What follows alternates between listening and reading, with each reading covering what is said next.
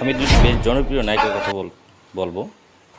এই দেখতে পাচ্ছেন নুসরাত ফারিয়া, বেশ জনপ্রিয় তারও, কিন্তু বর্তমানে তার তেমন কোনো কাজ নেই। এখন তুমি কোনো একটা সিনেমায় দেখা শোনা যাচ্ছে আইটেম গান। অপরদিকে মাহিয়া মাহি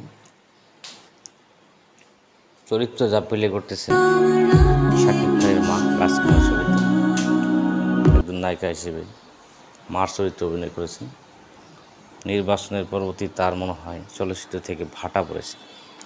একসময় যদিও বেশ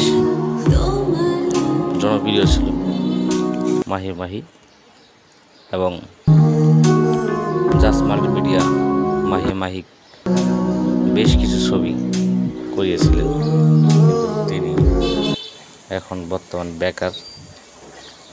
মাহি মাহির তেমন কোনো কাজ নেই।